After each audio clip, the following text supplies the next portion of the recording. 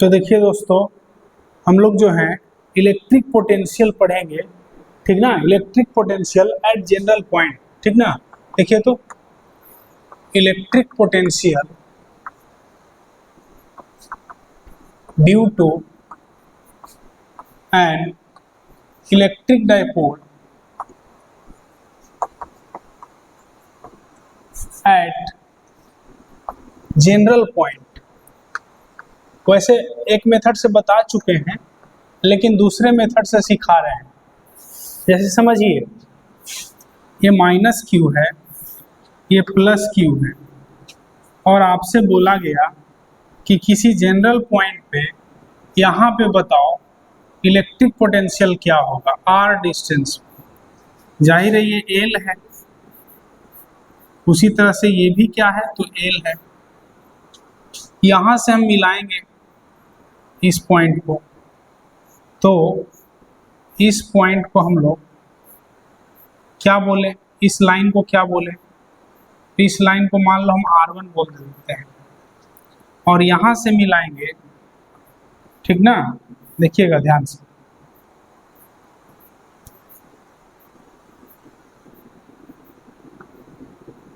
ये R2 है, जाहिर है ये एंगल थीटा है। तो अगर हम cos थीटा लिखें तो cos थीटा क्या होगा, तो अगल बगल का स्क्वायर माइनस सामने वाले का स्क्वायर, यानी R square minus R square plus L square minus R1 का स्क्वायर डिवाइडेड बाई 2RL। तो यहाँ से क्या हो जाएगा, 2RL cos theta is equal to R square plus L square minus R1 का स्क्वायर। तो यहाँ से R1 का स्क्वायर क्या हो जाएगा, तो R square plus L square minus 2RL cos theta, ठीक है। तो R1 का स्क्वायर हो जाएगा, देखो आर स्क्वायर अगर कॉमन ले लें तो यहाँ 1 plus L square by R square minus 2L cos theta by R, यही हो जाएगा R1 का स्क्वायर। अब अगर 1 बाई R1 का स्क्वायर करें तो 1 बाई आर स्क्वायर नीचे में आ जाएगा। देखो यहाँ पे बोलेंगे क्या कि L square by R square is very very less than 1, hence it will be neglected, hence it will be neglected. उम्मीद है समझ गए होंगे। तो यहाँ पे 1 बाई आर स्क्वायर क्या हो जाएगा, तो 1 बाई R1 का square is equal to 1 by R square, और नीचे में जो है हो जाएगा 1 minus 2L cos theta by R, यही हो जाएगा। अब चलो R1 बाई R1 क्या होगा, तो बोलेंगे क्या कि 1 बाई आर, इसको अंडर रूट में लिखो 1 minus 2L cos theta by R, या 1 बाई R1 को लिख सकते हैं 1 बाई आर, इसको ऊपर लेके जाएंगे तो 1 minus 2L cos theta by R पर पावर 1 बाई 2 या माइनस 1 बाई 2, तो माइनस 1 बाई 2 ऊपर लेके चल गए ना। तो देखो तो 1 बाई R1 जो है वो कितना हो जाएगा, तो 1 बाई आर, और जैसा कि जानते हैं कि 1 plus X to the power n हो, तो अगर x very very less than 1 हो तो 1 प्लस nx इसको लिख सकते हैं।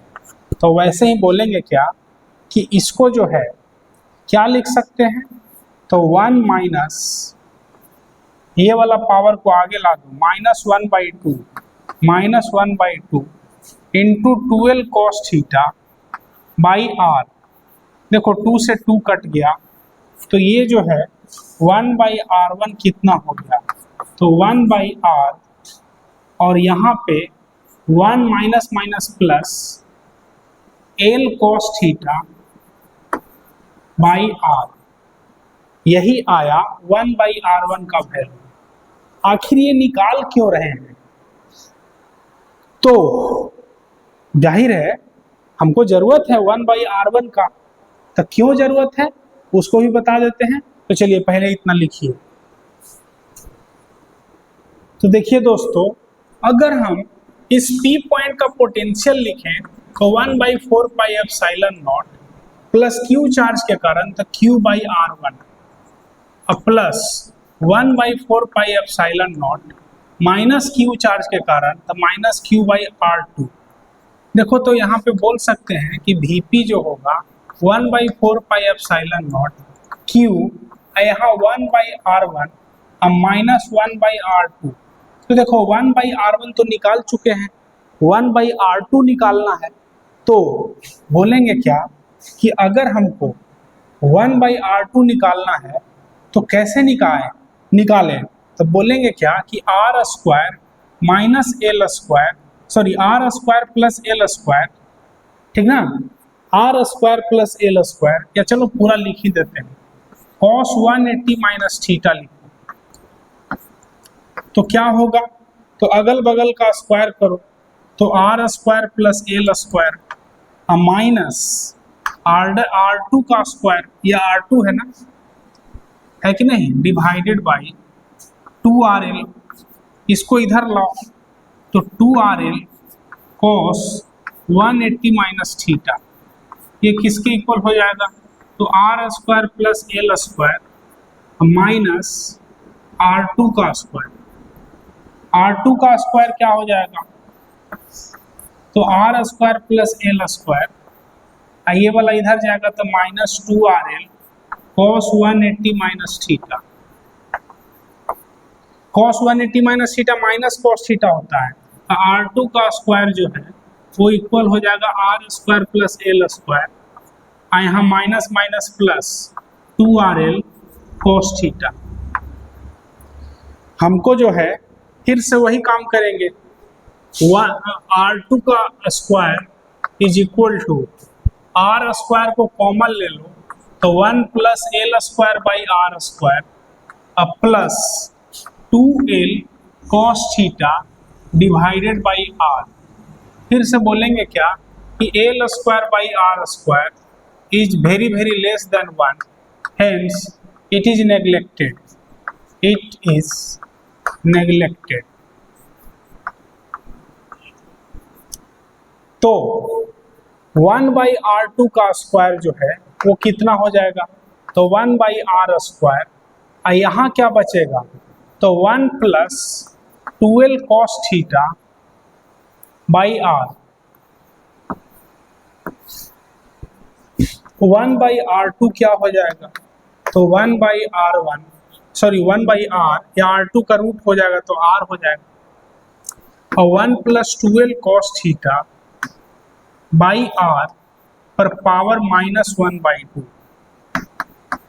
फिर से ये पावर आगे आएगा तो 1/r2 का वैल्यू हो जाएगा 1/r, और यहाँ पे क्या हो जाएगा, तो 1 माइनस, देखो 1/2 करेंगे ना, -1/2 करेंगे ना, तो -1/2 इंटू 2, तो 2 से तो 2 कट जाएगा, ठीक ना, तो यहाँ पे l cos theta by r हो जाएगा। तो देखो यही आया है 1/r2 का वैल्यू, ये आया है 1/r1 का वैल्यू। अब क्या करेंगे कि इसमें पुट करेंगे और आंसर निकालेंगे। तो चलो यहाँ तक लिखिए, उसके बाद तो देखिए जी, बोलेंगे क्या कि Vp जो है इसको K बोल देते हैं, KQ, और 1/r1 कितना है, तो 1/r1 है 1/r plus l cos theta by R square, l cos theta by R square, अब माइनस 1/r2 कितना है, तो 1/r और minus l cos theta by R square, l cos theta by R square, यही है। तो देखो 1/r से तो 1/r कट गया, l cos theta by R square, minus minus plus l cos theta by R square, तो Vp कितना हो गया, तो Vp हो गया 1/4πε0 Q, यहाँ पे देखो l cos theta by R square, l cos theta by R square, 2l cos theta by R square, Q into 2l को तो P बोलते हैं, तो P पॉइंट का पोटेंशियल कितना आ गया, तो 1/4πε0 P cos theta by r²। देखो डायरेक्ट रिजल्ट आया, हमारे पास डायरेक्ट रिजल्ट आया। फिर से बोलेंगे eight axial position, axial position के लिए थीटा का वैल्यू 0 डिग्री लेंगे तब पोटेंशियल कितना आ जाएगा, तो 1/4πε0 P cos 0 divided by r², यानी पोटेंशियल हो गया 1/4πε0 P बाई r²। उसी तरह से एट इक्वेटोरियल क्या बोलेंगे, तो देखो तो एट इक्वेटोरियल क्या बोलेंगे,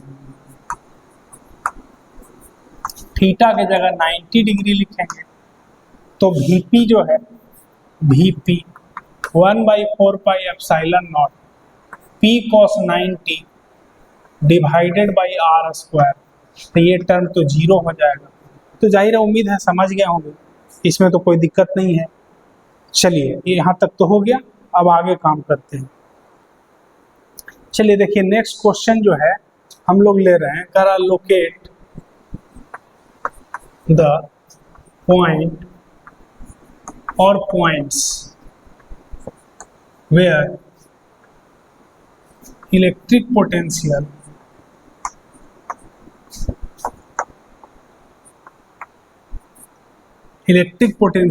is 0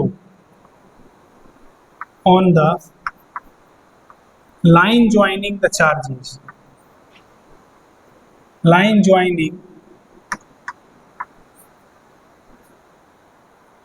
ठीक ना, line joining the charges। जैसे देखिए यहाँ पे -4 माइक्रोकूलम है, ठीक है, और यहाँ पे 16 माइक्रोकूलम है। ये डिस्टेंस जो है वो 12 मीटर दे दिया है। तो कह रहा है कि इसी लाइन पे इलेक्ट्रिक पोटेंशियल 0 कहाँ होगा या कहाँ कहाँ होगा। तो जैसे इलेक्ट्रिक फील्ड याद करिए, इलेक्ट्रिक फील्ड कहाँ 0 होता था, तो जो कम मैग्नीट्यूड का चार्ज होता था वहाँ पे इलेक्ट्रिक फील्ड 0 होता था, ठीक है। इलेक्ट्रिक पोटेंशियल भी वही इसी के नज़दीक में कहीं 0 होगा। अब इस तरफ होगा कि इस तरफ होगा, देखते हैं, या दोनों तरफ होगा।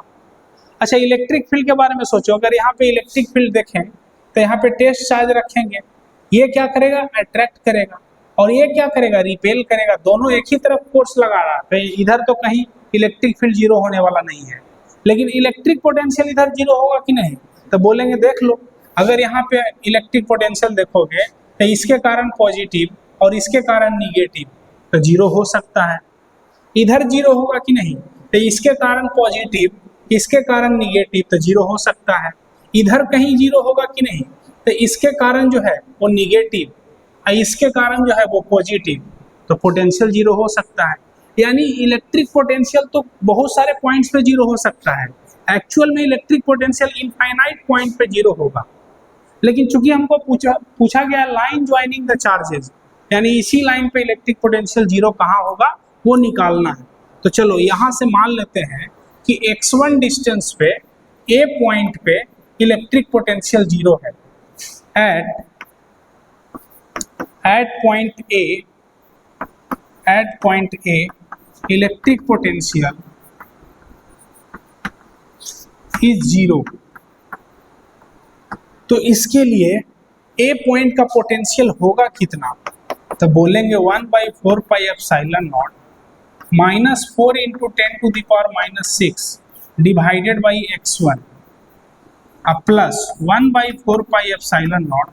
देखो पॉजिटिव चार्ज है तो पॉजिटिव पोटेंशियल, निगेटिव चार्ज है तो निगेटिव पोटेंशियल, तो निगेटिव चार्ज के लिए निगेटिव पोटेंशियल लिख दिए, और 16 × 10⁻⁶, और ये सेपरेशन कितना होगा, तो ये टोटल 12 है, ये x1 है तो 12 - x1,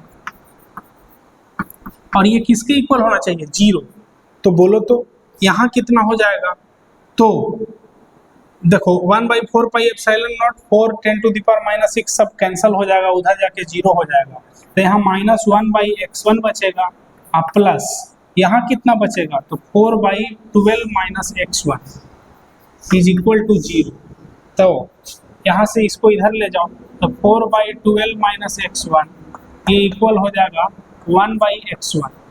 इसको इधर मल्टीप्लाई करो तो क्या होगा, देखिए हम इधर बना रहे हैं तो 4x1 is equal to 12 minus x1, इसको इधर लाओ तो 5x1 इज इक्वल टू 12, तो x1 कितना हो जाएगा 12/5, यानी x1 जो है वो हो जाएगा 2.4 मीटर।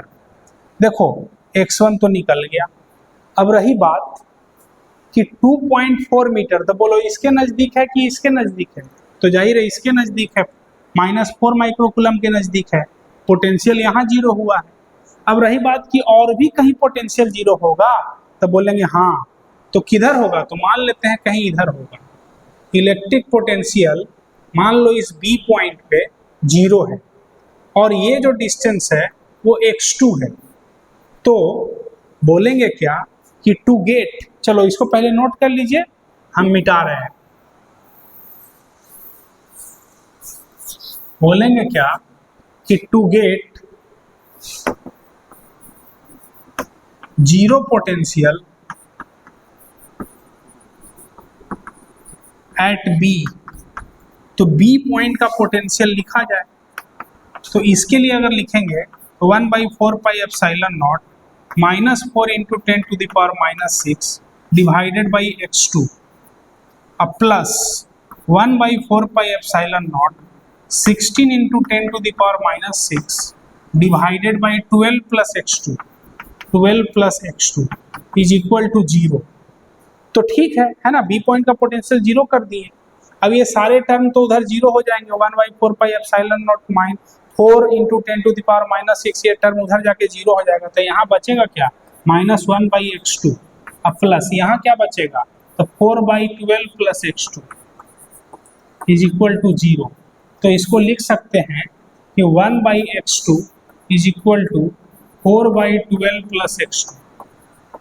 इसको इधर लाओ, इसको इधर ले जाओ, तो बोलो तो क्या हो जाएगा, तो ये हो जाएगा 12 plus x2 is equal to 4x2। इसको इधर ले जाएंगे 3x2 इज इक्वल टू 12, यानी x2 हो जाएगा 4 मीटर।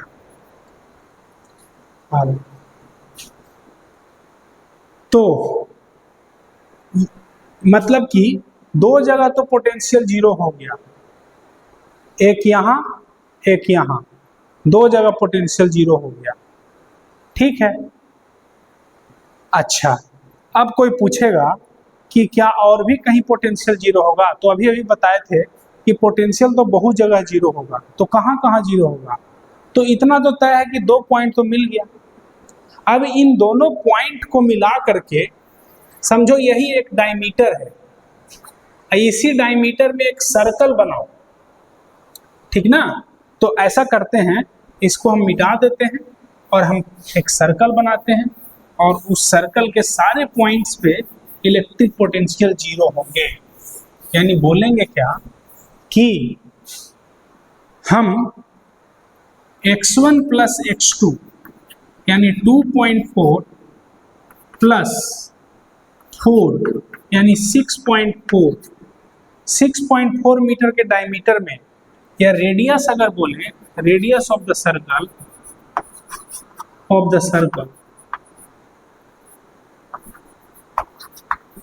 तो कितना हो जाएगा 3.2। तो 3.2 देखना,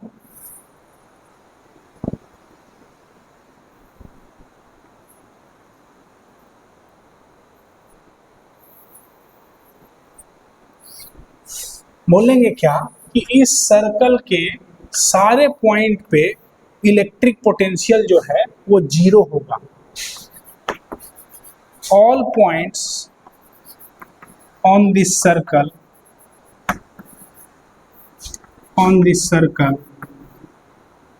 हैव जीरो पोटेंशियल, ठीक है।